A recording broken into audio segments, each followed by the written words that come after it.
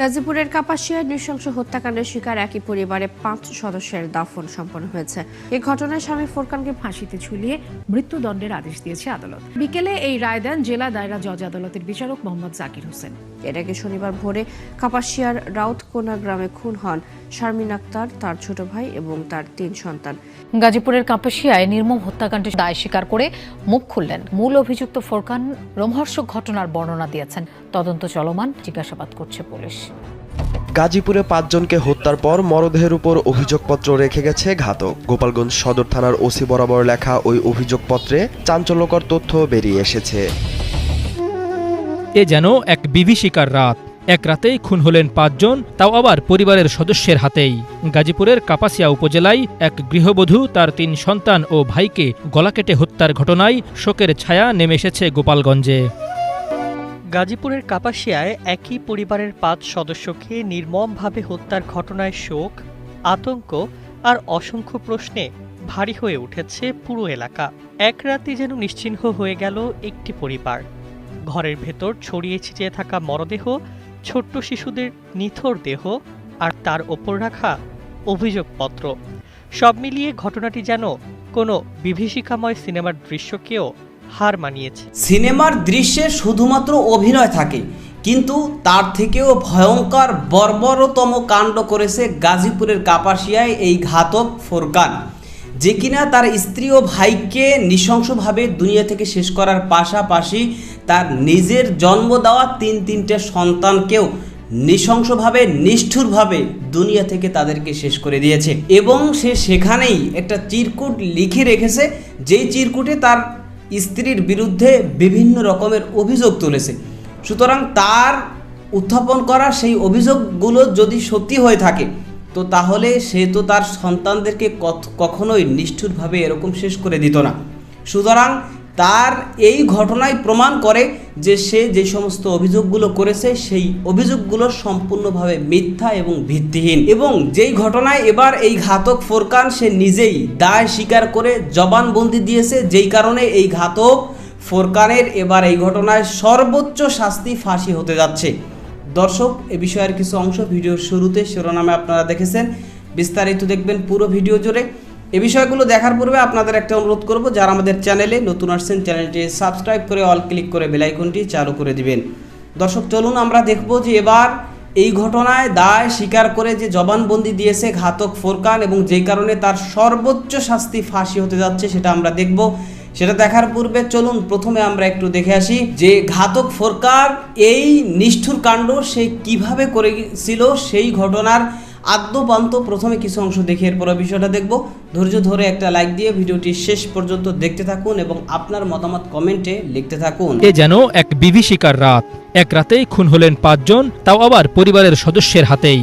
গাজীপুরের কাপাসিয়া উপজেলায় এক গৃহবধূ তার 3 সন্তান ও ভাইকে গলা কেটে হত্যার ঘটনায় শোকের ছায়া নেমে এসেছে গোপালগঞ্জে।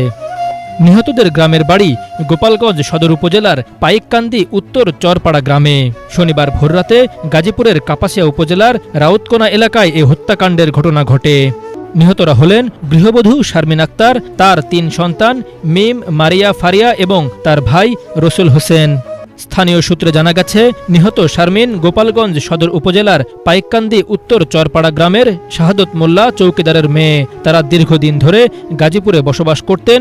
ঘটনার পর থেকে শারমিনের স্বামী ফোরকান মিয়া পলাতক। পুলিশ ও স্বজনদের প্রাথমিক ধারণা তিনি এই হত্যাকাণ্ড ঘটিয়ে পালিয়ে গেছেন। শনিবার সকালে ঘটনাটি জানাজানি হলে নিহতদের গ্রামের বাড়ি গোপালগঞ্জে শোকের মাতম নেমে আসে। স্বজন ও এলাকাবাসী এ ঘটনায় জড়িতদের দ্রুত গ্রেপ্তার ও দৃষ্টান্তমূলক শাস্তির দাবি জানিয়েছে।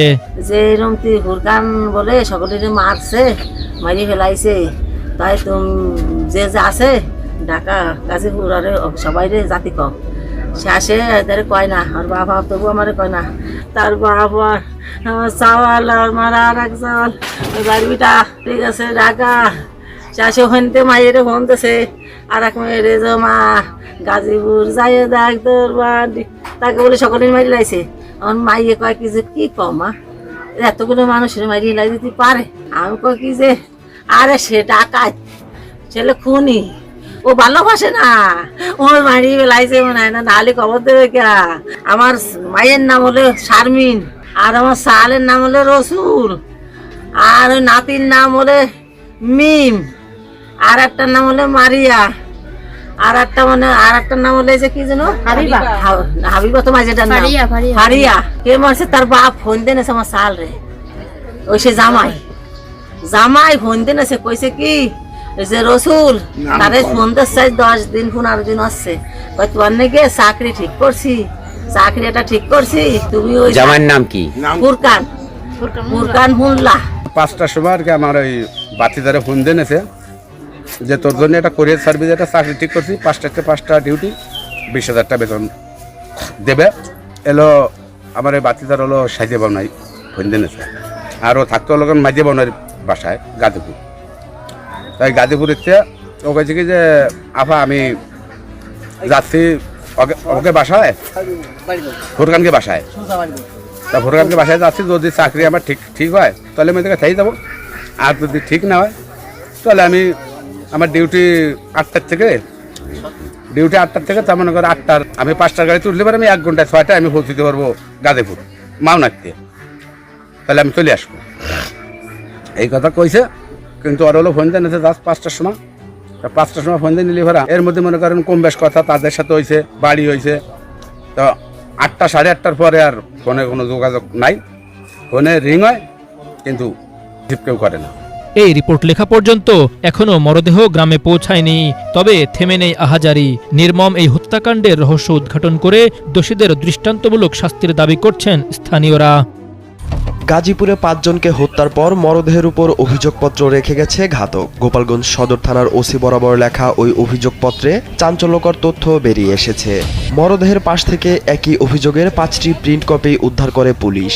উদ্ধার হওয়া অভিযোগপত্রে লেখা, স্ত্রী শারমিন খানম স্বামীর উপার্জিত 10 লাখ টাকা হাতিয়ে নিয়ে বাবার বাড়িতে জমি কিনেছেন। এছাড়া খালাতো ভাই রাজুর সঙ্গে পরকীয়ায় জড়িয়ে পড়েছিলেন বলেও অভিযোগে উল্লেখ করা হয়। এ ঘটনায় তাদের দাম্পত্য জীবনে ফাটল সৃষ্টি হয়। এর জেরে গত 3 তারিখ সন্ধ্যায় স্ত্রী শারমিন খানম তার পরকীয়া প্রেমিক রাজুকে সঙ্গে নিয়ে স্বামী ফোরকানকে বেধড়ক মারধর করেন।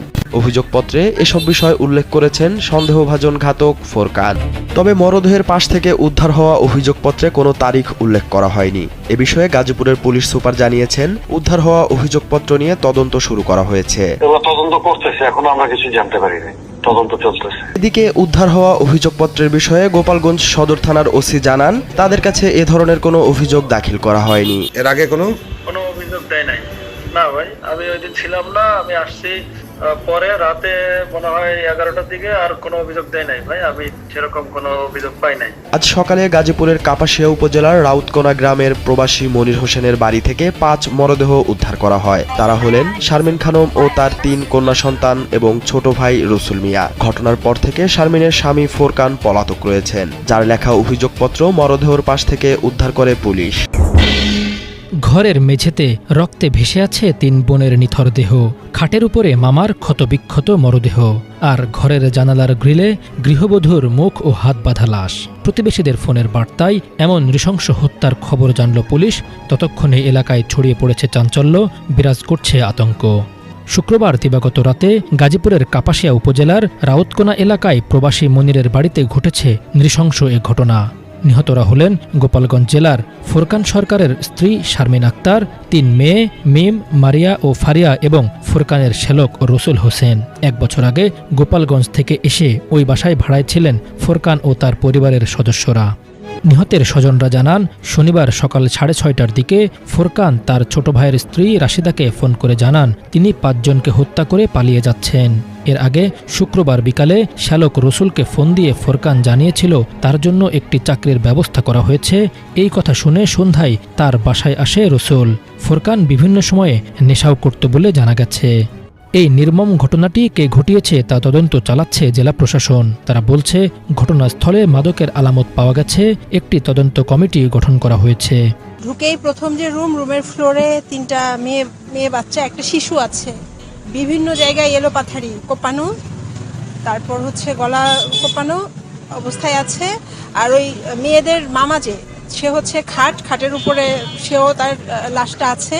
পুরা রুমে হচ্ছে সবকিছুই এলোমেলো অবস্থা।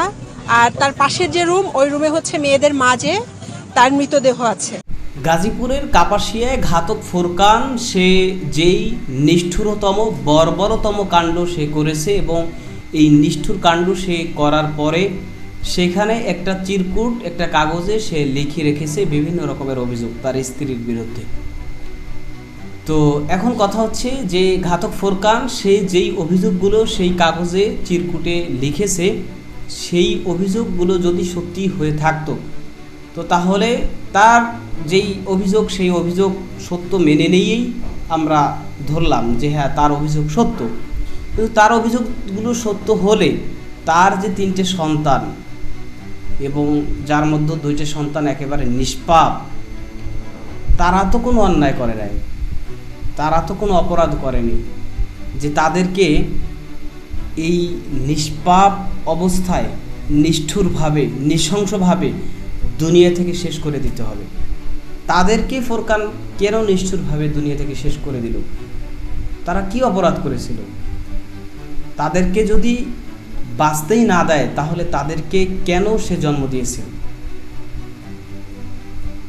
তাদেরকে যে নিষ্ঠুরভাবে সে দুনিয়া থেকে শেষ করে দিয়েছে এই ঘটনায় প্রমাণ করে যে এই ফুরকান সে যে দাবিগুলো উত্থাপন করেছে, যে অভিযোগগুলো সে করেছে তার কোনোটাই সত্য নয়।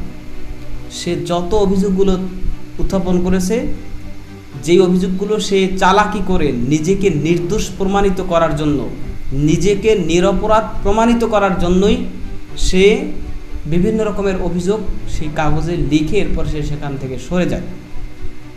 সুতরাং তার এই অভিযোগগুলো সম্পূর্ণ মিথ্যা এবং বানোয়াট এবং ভিত্তিহীন, যেই কারণে এই ফুরকান ঘাতক ফুরকানকে একেবারে সর্বোচ্চ শাস্তি প্রদান করে এদেশের মাটিতে একটা দৃষ্টান্ত তৈরি করতে হবে যে যারাই এরকম ধরনের নিষ্ঠুরতম বর্বর কাণ্ডে যারাই জড়িত হবে এবং সেই আয়ামে জাহিলি যুগের মতো, সে জাহিলি যুগে শুনেছি যে একেবারে জীবিত মানুষকে নিষ্ঠুরভাবে শেষ করে দেওয়া হতো, ঠিক সেইভাবে জাহিলি যুগের মতো আজকে বর্তমানে এসে সেই নিষ্ঠুরভাবে এই সমস্ত কাণ্ড যারাই করবে তাদেরকে বিচারের মুখোমুখি হতে হবে এবং তাদেরকে সর্বোচ্চ শাস্তি প্রদান করা হবে। এরকম দৃষ্টান্ত যদি বাংলার মাটিতে তৈরি করা যায় তো তাহলে আশা করা যায় যে এদেশের মাটি থেকে, এদেশের সমাজ থেকে এই ধরনের অপরাধ দিন যাবে আস্তে আস্তে করে কমে আসবে।